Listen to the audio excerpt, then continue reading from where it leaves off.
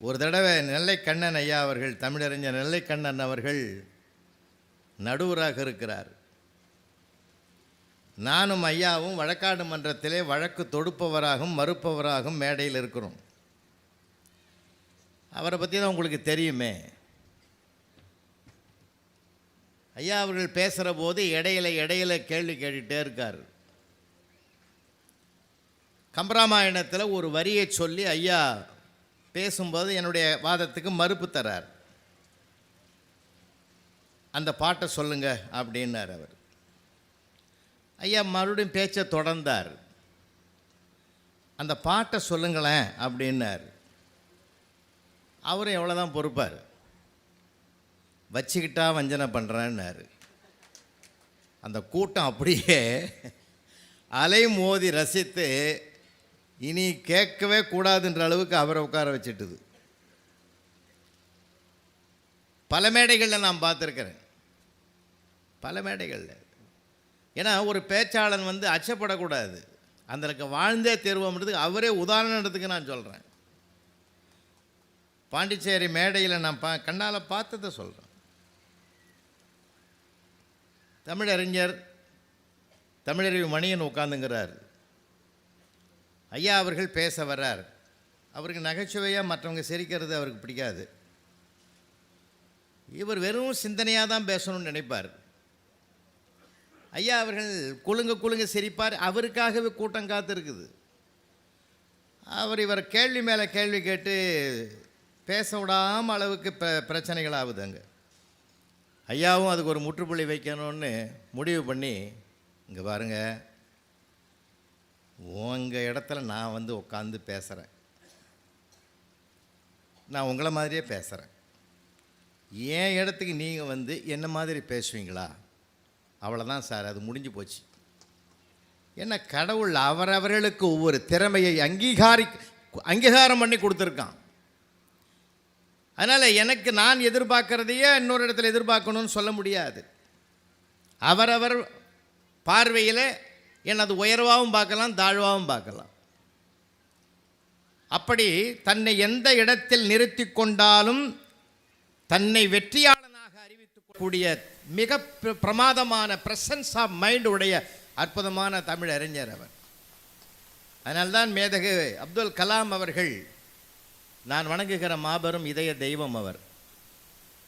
ஏன்னா என் தலைப்புக்கு கற்றது ஒழுகுன்னு சொன்ன சொல்லுக்கு உதாரண புருஷரே அவர்தான் என்பது என்னுடைய அசைக்க முடியாத நம்பிக்கை. நம்ம காலத்தில் ஏன்னா அவர் தான் இளைஞர்களுடைய கதாநாயகன். பெங்களூரிலே ஒரு மகளிர் கல்லூரிக்கு வருகை தந்த போது அங்கே இருக்கிற பெண் பிள்ளைகளை எல்லாம் ஒன்றாக சேர்த்து 1 மணி நேரம் உரையாற்றிய பிறகு சில பிள்ளைகளை பார்த்து சில கேள்விகளை கேட்கிறார்.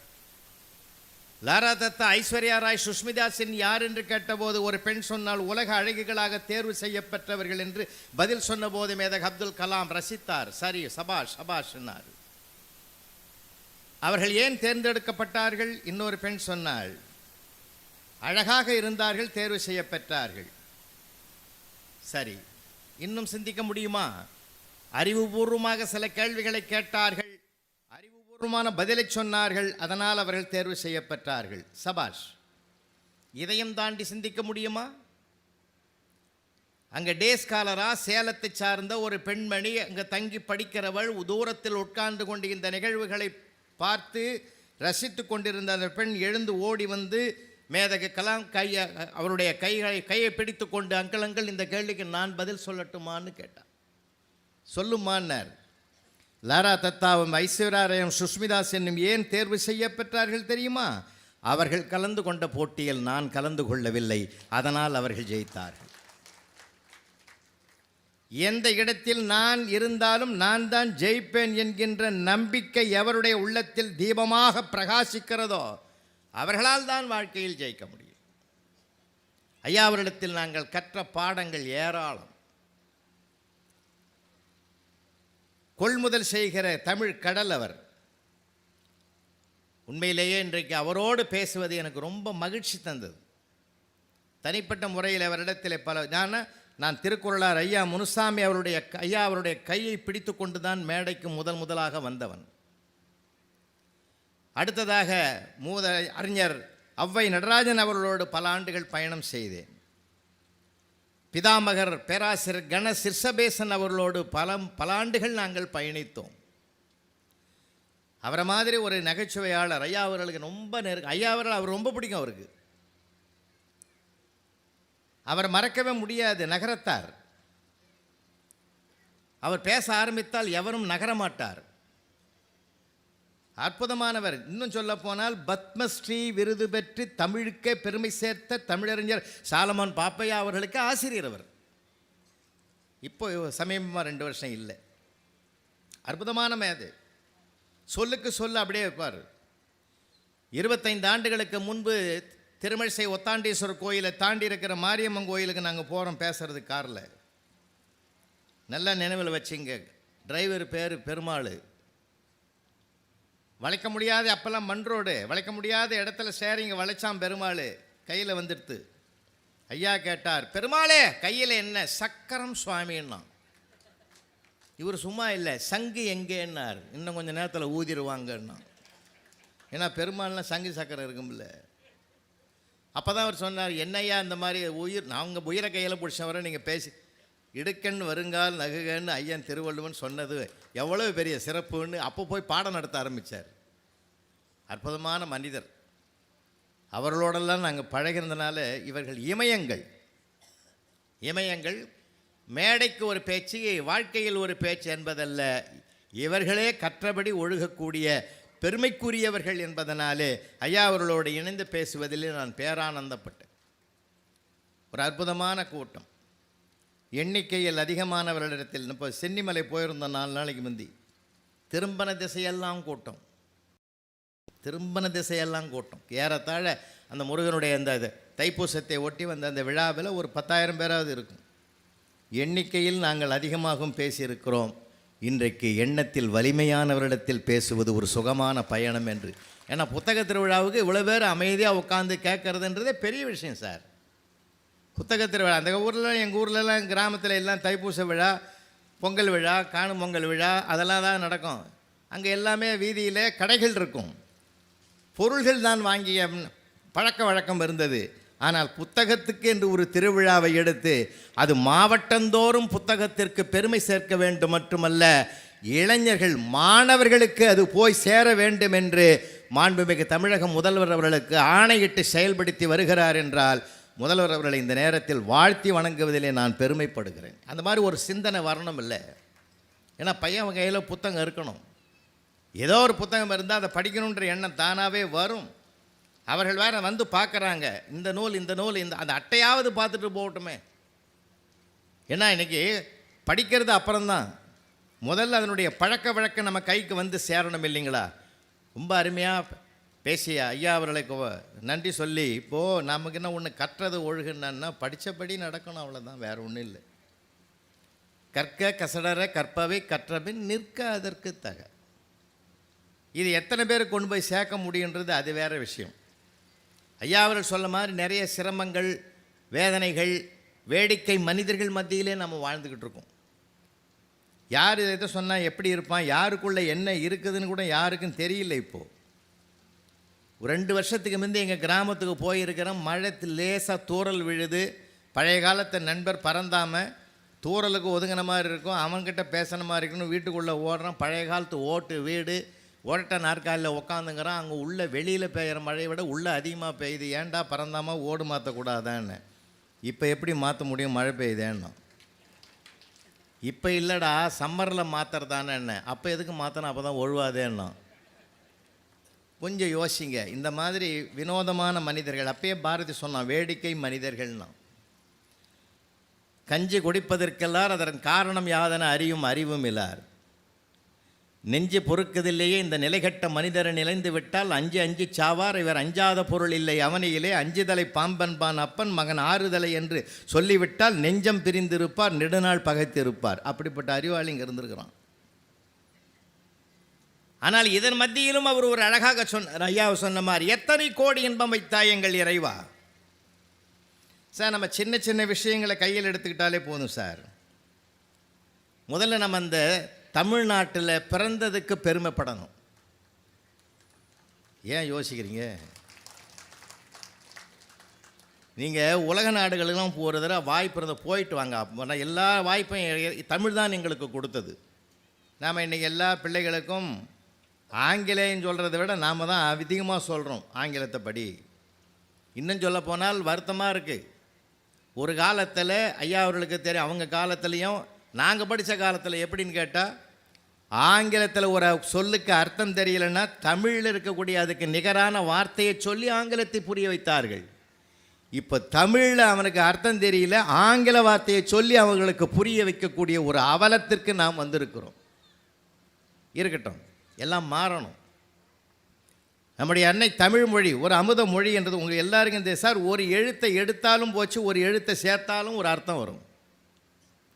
சரி, வாழ்க்கையினுடைய உயர்வுக்கு எது வழிகாட்டும்? இளமையில் கல், இல்லையா? அருமையான வார்த்தை, இளமையில் கல். இளமையில் படி, வாழ்க்கையினுடைய உயர்வு உனக்கு தானாக அமையும். சரி, தாழ்வு எங்கே வரும்? இளமையில் கல். ஒரு எழுத்தை மாற்றுங்க. கல் அப்படின்ற எழுத்தையும் கல் என்ற எழுத்தையும் ஒரு எழுத்து மாறினாலே அதன் மூலமாக அதனுடைய உயரத்தையும் தாழ்வையும் உணர்த்தக்கூடிய ஒரு சிறப்பு நம்ம மொழிக்கு இருக்கிற அழகு. இளமையில் கல் என்பது ஒரு வார்த்தை, இளமையில் கல் என்பது இன்னொன்று. இன்றைக்கு மானுட சமுதாயம் எப்படி இருக்குது? ஐயா அவர்கள் நிறைய செய்திகள் சொன்னாங்க. அதனால தான் கிளாஸில் படிக்கிற பிள்ளைகள்லாம் காலையில் வந்தாங்க, இன்றைக்கி வந்திருப்பாங்க. சயின்ஸ் டீச்சர் சொல்லுவார், அந்தம்மா சொல்லும், புரிஞ்சு படி, புரிஞ்சுக்கோ, மனப்பாடம் பண்ணாத. மேத்ஸ் டீச்சர் வரும், புரிஞ்சுக்கோ, மனப்பாடம் பண்ணாத. வரலாற்று டீச்சர், அதுவும் புரிஞ்சுக்கோ, மனப்பாடம் பண்ணாத. ஆனால் தமிழ் சொல்லிக் கொடுக்குற ஆசிரியர், இந்த பகுதியை மனப்பாடம் பண்ணு, இந்த பகுதியை மனப்பாடம் பண்ணு. ஏன் தெரியுமா? ஒரு ஹாஸ்பிட்டலில் மருத்துவர்கள் பயிற்சி பெறுகிறார்கள் என்றால் பதப்படுத்தப்பட்ட ஒரு உடற்கூறுகளை ஆராய்ச்சியிலே பார்த்து தான் பழகி அதை படிப்பார்கள். அப்போது மருத்துவர் சொல்லுவார், இந்த உடம்பு பதப்படுத்தப்பட்ட உடம்பு. தமிழில் நம்ம கிராமத்தில் சொல்லுவாங்க, பாடம் செஞ்சு வச்சிட உடம்புன்னுவாங்க. பாடம் செய்து வைத்த உடம்பு என்றால் பக்குவப்படுத்தப்பட்டது என்று அர்த்தம். ஒவ்வொரு மனிதனுடைய மனதையும் பக்குவப்படுத்தப்பட வேண்டும் என்றால் சில தமிழ் வார்த்தைகள் மனதிலே பதிய வேண்டும். அதனால்தான் அறம் செய்ய விரும்பு, ஆறுவது சினம், ஏல்வது கரவேல், ஈவது விளக்கன்னு அந்த அற்புதமாக வரிகளை எல்லாம் மனதில் பதிய வைத்து மனப்பாடமாக இருந்தால் தான் அது மனதை பக்குவப்படுத்துவது. ஏன்னா மனசை பக்குவப்படுத்துகிற ஆற்றல் நம்ம மொழிக்கு மட்டும்தான் இருக்கிறது. அதனால்தான் தமிழில் மட்டும்தான் மனப்பாட பகுதின்னு வச்சுருக்கோம். இதை மார்க் வாங்கிறது இல்லை, அது மார்க் வாங்கிறதுக்கு இல்லைங்க. இன்றைக்கி ஏன் இதை நான் வலியுறுத்துறேன்னா, இன்றைக்கு அறிவும் திறமையும் வளர்ந்து இருக்கிறது. ஆனால் ஐயா அவர்கள் சொன்ன மாதிரி பண்பாடுகள் சரிந்து இருக்கிறது. ஐயா சொன்னாங்களே, நேர்மையாக வாழணுன்னாங்க, அது அந்த தன்மை குறைந்திருக்குது. நிறைய சில விஷயங்கள் பேசலாம். அறிவுக்கு பஞ்சமே கிடையாது சார். ஒருத்தன் டாக்டர்கிட்ட போனான், மனோதத்துவ டாக்டர்கிட்ட போனான். டாக்டர் நான் கட்டிலில் படுத்துங்கிறேன், ராத்திரி பூரா தூக்கம் வர மாட்டேன்னுது. யாரோ கட்டிலுங்கீழே படுத்துங்கிற மாதிரியே எனக்கு ரொம்ப ஃபீலிங்காக இருக்குது. திடுக்குன்னு மூச்சு பார்க்குறேன், ஆனால் ஒருத்தனும் இல்லை. 5 நிமிஷத்துக்கு ஒரு தடவை மூச்சு பார்க்குறேன், ராத்திரி பூரா தூக்கம் கட்டு போச்சுன்னா. டாக்டர் மனசுக்குள்ள கணக்கு போட்டார், ஒரு 5 சிட்டிங் இவனை வர வைப்போம், 1 மணி நேரம் இவனுக்கு ஒரு பயிற்சி கொடுப்போம். ஒரு சிட்டிங்க்கு 2000 ரூபான்னா 10,000 ரூபாய் ஆகும். 5 சிட்டிங் வரணும், ஒவ்வொரு சிட்டிங்கில் 1 ஹவர் பயிற்சி கொடுப்பேன்னாரு. எப்போ ஆரம்பிக்கலான்னாரு. அவன் பார்த்தான், 10,000 ரூபா கொடுக்குறத விட நிரந்தரமாகவே என் தூக்கத்துக்கு எடுத்துருவா என் வீட்டம்மா. அதனால் எங்கள் வீட்டில் ஒரு வார்த்தை சொல்லிட்டு வரேன்ட்டு போனவன் 1 மாதமாக வரவே இல்லை அந்த பக்கம். ஒரு நாள் கோவில் பக்கமாக அவன் வரும்போது டாக்டர் பார்த்துட்டார். என்னப்பா ஒரு நாளில் வீட்டில் கேட்டுட்டு வரேன்னு சொன்னால் ஆளையே வரலேன்னு. அதெல்லாம் ஒன்றும் இல்லை டாக்டர், இப்போ அந்த மாதிரி கனவெல்லாம் எனக்கு வர்றதில்லை. ஒரு 100 ரூபாயில் என் சம்சாரம் ட்ரீட்மெண்ட் பண்ணிட்டா, 10,000 ரூபாய் எதுக்கு வேஸ்ட்டுன்னு. என்னையா பண்ணிங்கன்னு கட்டில் பிரித்து போட்டு பாய் வாங்கி கொடுத்துட்டா. இப்போ டெய்லி பாயில் படுத்துங்கிறேன், எனக்கு அந்த கனவே வர்றதில்லைன்னா. ஏன்னா இன்றைக்கி அறிவு வளர்ந்துருக்குது, திறமை வளர்ந்துருக்குது, அதுக்கு பஞ்சமே கிடையாது. ஆனால் மனித பண்புகள் வளர்ந்திருக்கிறதா என்பது தான் கேள்விக்குறி. என்றால் கற்றது ஒன்று, செயல்படுவது இன்னொன்று என்கிற திசை மாறி போகிற காரணம்தான் அதற்கு மிகப்பெரிய காரணம். சாதாரணமானதில்லை. உங்களுக்கு ஒன்றை நினைவுபடுத்த நான் கடமைப்பட்டிருக்கிறேன். இந்த திருக்குறளை படித்து உள்வாங்கிதான் இதற்குரிய முறையிலே நடக்க வேண்டுமென்று தீர்மானிக்காமலே வாழ்ந்து காட்டிய பெரியவர்கள், படிக்காத மேதைகள் நிறைந்த மண் இந்த மண். ஒரு வரலாற்று செய்தி உங்களுக்கு நினைவுபடுத்துகிறேன். சென்னையிலே சட்டமன்றம் தங்குற விடுதி இருக்குது. மாண்புமிகு சட்டமன்ற உறுப்பினர்கள் தங்குகிற சட்டமன்ற விடுதி இருக்குது. அப்போது ஆளுங்கட்சி காங்கிரஸ் கட்சி பெருந்தலைவர் காமராஜர் அவர்கள் முதலமைச்சராக இருக்கிற காலம். மூக்கையா தேவர் என்கிற சட்டமன்ற உறுப்பினர் அவருடைய அறையிலே தங்கியிருக்கார். மாண்புமிகு மூக்கையா தேவர் தங்கியிருக்கிற அந்த அறையிலே கடைநிலை ஊழியராக செயல்படுகிறவருடைய பெயர் மண்ணாங்கட்டி என்பது. கடைநிலை ஊழியர் சாயந்தரம் 6 மணி அவருக்கு அவர் பணிவிடை பண்ணிக்கிட்டு இருக்கிறார். அப்போல்லாம் பார்த்திங்கன்னா டிவி இல்லை, ரேடியோவில் தான் நியூஸ் வரும். 6 மணி செய்தி வருது. அந்த 6 மணி செய்தியில் ஒரு அறிவிப்பு வருது. என்ன அறிவிப்புன்னா, அரசாங்க வேலைக்கு வருகிறவர்கள் குறைந்தபட்சம் 5ஆம் வகுப்பாவது படித்திருக்க வேண்டும் என்று அரசு ஆணை வெளியிட்டிருக்கிறதுன்னு வந்தது. இந்த நியூஸை கேட்ட உடனே மண்ணாங்கட்டி பதறி போயிட்டார். அப்படியே சட்டமன்ற உறுப்பினர் ஐயா மூக்கையா தேவரை பார்த்து கையெடுத்து 6 விரலை காட்டி ஓன்னு அழறார். 6 பசங்க எனக்கு, நான் கை நாட்டு பேர் வழி, எனக்கு வேலை போயிடுமோன்னுமான்னு பயமாக இருக்குதுன்னு சொல்லி அழறார். அவர் இவரை சமாதானப்படுத்துகிறார். அழாத அழாத, இப்போ என்ன பண்ணணும், நீங்கள் தான் முதலமைச்சருக்கு ரொம்ப நெருக்கமானவராச்சே, இந்த பிரச்சனையை எடுத்து சொல்லி எனக்கு வாழ்வு கொடுக்கணும், நீ உங்கள் கையில் தான் இருக்குது அப்படின்னு அவனுடைய பிடிவாதத்தை தாங்கிக்க முடியாமல் அப்போவே செக்ரட்டரியேட்டுக்கு ஒரு ஃபோன் போடுறாரு.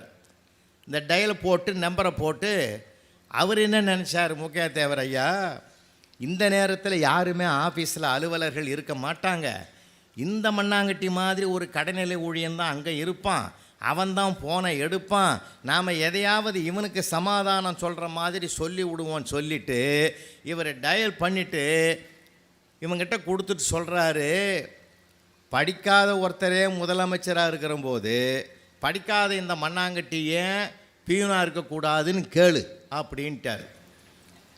இந்த மண்ணாங்கட்டி அந்த ஃபோனை கையில் வாங்கிக்கணும். வாங்கிக்கிட்டு அதே மாதிரி பேசினார். படிக்காத ஒருத்தரே முதலமைச்சராக இருக்கிற போது படிக்காத இந்த மண்ணாங்கட்டி ஏன் கடைநிலை ஊழியராக இருக்கக்கூடாதுன்னு மூக்கையா தேவர் கேட்க சொன்னார். முடிஞ்சு போச்சா? மூக்கையா தேவருக்கு கை கால் நடுக்குது. அட சண்டாளப்பாவி, நான் ஒன்றை தான் கேட்க சொன்னேனே தவிர என்னையாண்டா நீ நீங்கள் தானே கேட்க சொன்னீங்க. அவ்வளோதாங்க. ஒரு 20 நிமிஷத்தில் ஒரு ஆள் வரார், மெசஞ்சர் வரார். தேவரையாவையும் இந்த மண்ணாங்கட்டியும் கூப்பிட்டு வர சொன்னாங்கன்னாங்க. என்னடா வம்பா போச்சு, யாரா கூப்பிடுறது, எதுக்கு கூப்பிட்றாங்கன்னு ஒரு 2 பேரும் பயத்தோடு வராங்க. அவங்களுடைய மனநிலையை இப்போ கொஞ்சம் கற்பனை பண்ணி பாருங்கள். 2 பேரும் அப்போது உள்ளே வரும்போது பெருந்தலைவர் காமராஜர் தான் அங்கே வந்து உட்காந்துங்கிறார்.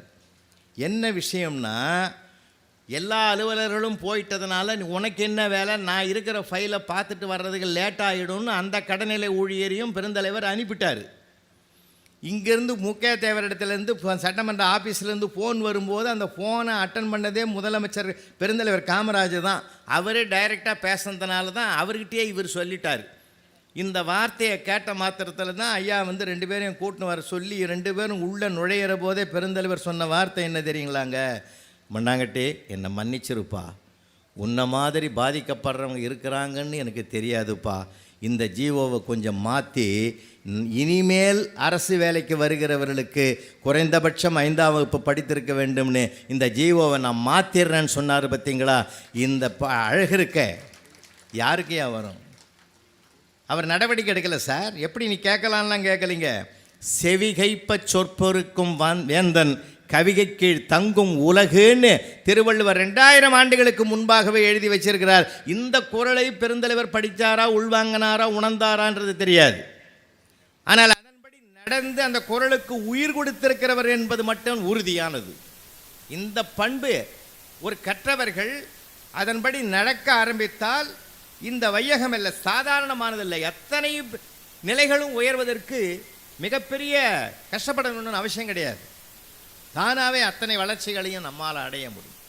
அதனால்தான் திருவள்ளுவர் நிற்க அதற்கு தக என்று சொன்னார். எவ்வளவோ விஷயங்கள் இருக்குது. அதனால்தான் இன்னொன்று சொல்லப்போனால் ஒரு மனிதனுடைய உயர்வு எங்கே இருக்குன்னு கேட்டாங்க. நிறைய பேர் போய் கைரேகை பார்க்குறான், பார்த்துருப்பீங்க நீங்களே. கிளி ஜோசியம் பார்க்குறான். கிளிக்கு என்னையா தெரியும்? கொஞ்சம் யோசிக்க வேணாமா? உள்ளங்கையை பார்த்து சொல்லுன்றான். என் உள்ளங்கையில் பார்த்து என் எதிர்காலம், அவன் எதிர்காலமே அவன் கையில் இல்லாது தான் அடுத்தவன் கையை பார்த்து அவன் பிழைக்கிறான். அது தெரியாமல் அவன் கையில் போய் உள்ளங்கையை பார்க்குறான். உள்ளங்கையை பார்க்காதே, உன் உயர்வு உள்ளங்கையில் இல்லை, உன் உள்ளத்தில் தான் இருக்கிறது என்று வள்ளுவர் சொல்லுகிறார். வெள்ளத்தனைய மலர் நீட்டம் மாந்தர்தம் உள்ளத்தனையது உயர்வுன்னார். உள்ளங்கையில் கிடையாது, உள்ளத்தில் தான் இருக்கு.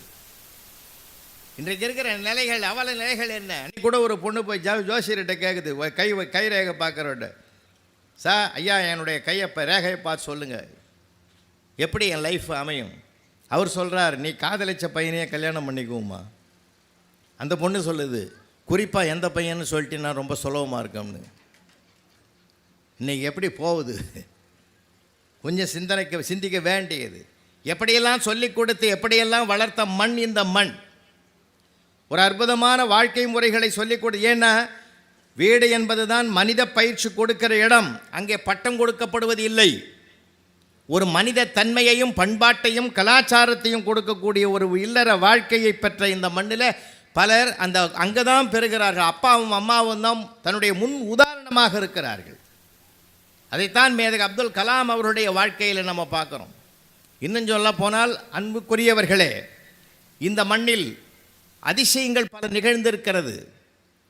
கத்தியின்றி இரத்தமின்றி யுத்தம் ஒன்று வருகிறது என்று நாமக்கல் கவிஞர் ராமலிங்கம் பிள்ளை பாடியதற்கேற்ப அகிம்சையை கையில் எடுத்துக்கொண்டு அதையே ஆயுதமாக்கி சத்திய பாதையிலே நடந்து எந்த சூழ்நிலையிலும் என்னை நான் இழக்க மாட்டேன் என்று தன்னை சுய கட்டுப்பாட்டுக்குள்ளே கொண்டு வந்து செயல்பட்டு அத்தனை துன்பங்களையும் துயரங்களையும் சொல்லப்போனால் இதந்தரு மனையை நீங்கி இடர்மிகு சிறைப்பட்டாலும் பதந்திரு இரண்டும் மாறி பழிவுகிந்து இழிவுற்றாலும் விதந்தரு கோடி என்னல் விளைந்தனை அழித்திட்டாலும் சுதந்திர தேவி நின்னை தொழுதிடல் மறக்கலேனே என்று மகாகவி பாரதி பாடியது போல தன்னை இழக்காமலேயே இந்த தரணி முழுவதும் பவனி வந்து இந்திய தேசத்துக்கு சுதந்திரம் பெற்றுக் கொடுத்த அண்ணல் காந்தியடிகள் அவரை நெறிப்படுத்தியது எது?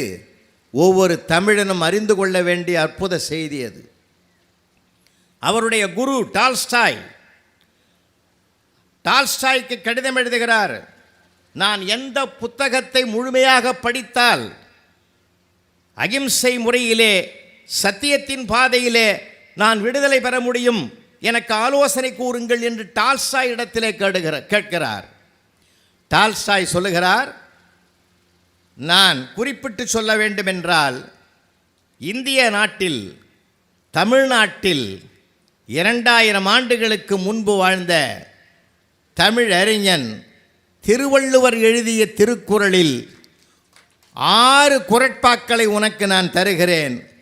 இந்த அனைத்தும் படிக்க வேண்டாம். 1330 குறட்பாக்களிலே 6 குறளை நான் உனக்கு அனுப்புகிறேன். இதை நீ முழுமையாக உள்வாங்கிக் கொண்டால் விடுதலை பெறுவதற்கான பாதையின் வெளிச்சம் உனக்கு தெரியும் என்று குறிப்பிட்டு எழுதினார்.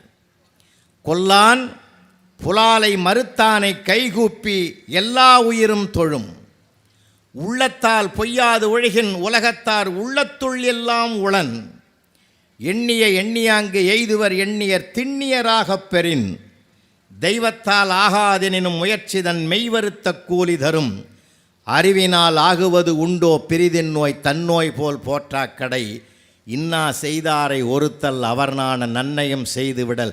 இந்த 6 திருக்குறளையும் உள்வாங்கிக் கொள், இந்திய தேசத்துக்கு விடுதலை பெற்று தர முடியும் என்று நம்பிக்கை வார்த்தையை விதைத்தார் டால்ஸ்டாய். இந்த 6 குறளையும் அர்த்தத்தோடு கேட்டு கேட்டு புரிந்து கொண்ட காந்தியடிகள் என்ன எழுதினார் தெரியுமா? அடுத்த பிறவி மீது எனக்கு நம்பிக்கை இல்லை, ஒருவேளை அடுத்த பிறவி என்று ஒன்று வாய்க்கப் பெற்றால் நான் தமிழனாக பிறந்து திருக்குறள் அனைத்தையும் படிக்க வேண்டும் என்று எழுதினார். சார் இந்த 6 திருக்குறள் தான் சார் அவருக்கு.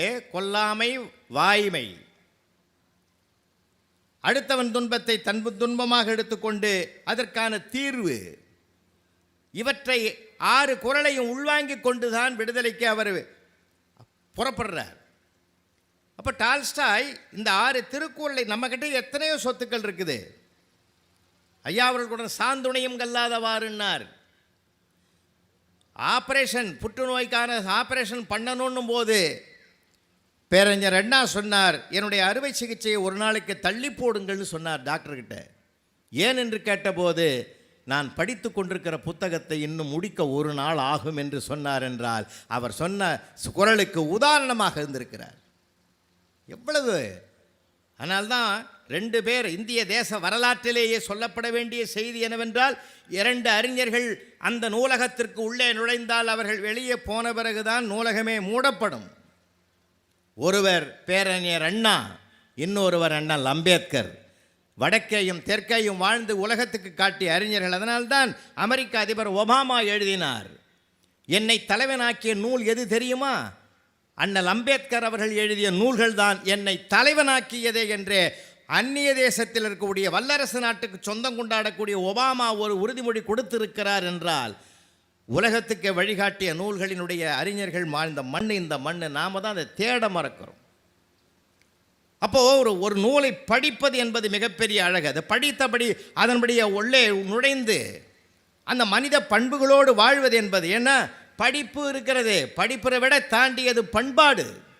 நிறைய விஷயங்கள் இருக்குது. இங்கே பெற்றோர்களுக்காக நான் சொல்ல வரேன், படிப்பு வரட்டுங்க, நம்ம 100க்கு 100 மார்க் எடுக்கிறதான் பார்க்குறான், அவன் மதிப்பு எடுக்கிறத பார்க்கணுன்னு தான் ஆசைப்படுறோம். நான் மதிப்பு அவனிடத்தில் இருக்கக்கூடிய நன்னடத்தைகளால், நன்னெறி பண்புகளால் தான் கிடைக்கப்பெறுகிறது.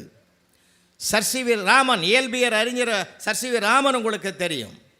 சர் சி வி ராமன் தான் தொடங்குகிற இயற்பியல் சம்பந்தப்பட்ட ஒரு ஆய்வியல் அமைப்புக்கு இயற்பியல் பாடத்திலே தேர்ச்சி பெற்ற நுண்மான் நுழைவுலம் பெற்ற அறிஞர்கள் பலர் தேவை என்பதனாலே ஒரு நேர்முக தேர்வு ஒன்று வைக்கிறார். அதில் ஒரு விளம்பரம் கொடுக்கிறார் பேப்பரில், இந்த பாட சம்பந்தப்பட்ட நுட்பங்களை அறிந்தவர்கள் விண்ணப்பிக்கலாம், அவர்களுக்கு போக்குவரத்து செலவு அளிக்கப்படும் என்று சொன்னார். தேர்வு பெற்றவர்களுக்கு இங்கே வேலை வாய்ப்பு உண்டு என்ற விளம்பரத்தையும் பார்த்துவிட்டு பல இளைஞர்கள் வந்தார்கள். காலையில் எல்லாம் தேர்வு முடிஞ்சு போச்சு. மத்தியானம் புறப்படும் போது ஒரு பையன் வாசலில் நிற்கிறான். அவனை பார்த்து அந்த இளைஞரை பார்த்து கேட்டார், நீ என்ன செலக்ட் ஆனியா இல்லையான்னார். செலக்ட் ஆகலைன்னா போக வேண்டியது தானே, ஏன் இங்கே நிற்கிறேன்னு. அந்த இளைஞர் சொன்னார், ஐயா எனக்கு போக்குவரத்து செலவு 50 ரூபா தான், 75 ரூபா கொடுத்துட்டாங்க, 25 ரூபாயை திருப்பி கொடுக்கறதுக்காகத்தான் நான் இங்கே வெயிட் பண்ணுறேன். அக்கௌண்ட் செக்ஷனில் இருக்கிறவங்க சாப்பிட போயிருக்காங்க, வந்த பிறகு கொடுத்துட்டு போகலான்னு நிற்கிறேன்னார். யூ ஆர் செலக்டட், உள்ளே வாங்கிட்டார். உள்ளே போன உடனே இன்டர்வியூவில் இருந்த அறிஞர்கள் சொன்னாங்க, கேட்ட கேள்விக்கு சரியாக பதில் சொல்ல. அப்போ சொன்னார் சர் சி வி ராமன், இவருக்கு தெரியாத இயற்பியல் பாடத்தை நான் புரிய வைத்து விடுவேன், நான் தெரிய வைத்து விடுவேன். இயல்பான நேர்மை பண்பு இவரிடத்தில் இருக்கிறதென்றால் இந்த நிர்வாகத்துக்கு நேர்மையானவர்கள் தேவை என்பதனால் இவரை நான் தேர்வு செய்ய பெற்றேன். படிப்பு வேலை தராட்டாலும் பண்பாடு வேலை தெரிவித்து கொடுக்கும் என்பதனாலே இதைவிட ஒரு உதாரணம் உலகத்தில் கிடையாது. எந்த சூழ்நிலையும் நாம இருக்க பழகிவிட்டால் நம்முடைய மனம்தான். அதனால்தான் அந்த மனதை பக்குவப்படுத்துவதுன்னு நான் சொன்னேன். ஒரு நூல் என்பது ஒரு நண்பனோடு பழகுவதற்கு சமம். ஒரு புத்தகத்தை வாசிக்க வாசிக்க ஒரு புதிய உலகத்தில் நம்மை அழைத்து செல்வது தான் எழுத்தாளனுடைய மிகப்பெரிய ஆற்றல். பேச்சு கூட நிகழ்கால வெற்றிக்கு பயன்படும், எழுத்து தான் எதிர்கால வெற்றிக்கும் ஒரு துணை செய்யக்கூடிய வல்லமை பெற்றதென்றால் 2000 ஆண்டுகளுக்கு முன்பு வாழ்ந்த புறநானூற்று புலவனோ, அகநானூற்று புலவனோ, குறுந்தகை புலவனோ, பத்துப்பாட்டு புலவனோ, திருவள்ளுவனோ, உயரமா குள்ளமா கருப்பா சிவப்பா யாரென்றே தெரியாது, ஆனால் அவருடைய நூல்கள் தான் அவருடைய பெயரை வாழ வைத்து கொண்டிருக்கிறது நூற்றாண்டுகள் தோறும் என்றால் அதுதான் எழுத்தாளனுக்கு கிடைக்கிற மிகப்பெரிய சிறப்பு, பெருமை, வல்லமை. அது காலத்துக்கு தொலைநோக்கு பார்வையிலே சாதனை செய்யக்கூடிய மிகப்பெரிய சிறப்பு பெற்றது. அதனால்தான் மனம் என்பது தான் நூல்கள் மனதை பண்படுத்துவது, பக்குவப்படுத்துவது. அவன் படிக்கிற போதே பக்குவப்பட்டால் தான் செயல்பட முடியும், நடக்க முடியும். பக்குவப்படலைனாலும் நடக்க முடியாதுங்க. என்ன நிறைய உதாரணங்கள் பார்க்கலாம். சொத்து வேண்டும் வேண்டும் என்று போராடியதால் சொந்தங்கள் அழிந்த கதை மகாபாரதம். சொத்து வேண்டாம் வேண்டாம் என்று தூக்கி எறிந்ததனால் சொந்தங்கள் பெருகிய கதை ராமாயணம். இல்லையா? ஒரு சத்தியத்தை வாழ்நாள் முழுவதும் பல சங்கடங்களுக்கு மத்தியிலும் காப்பாற்றினால் காப்பாற்றுகிறவன் தான் நின்று நிலைப்பான் என்பதுதான் ஹரிச்சந்திர புராணம்.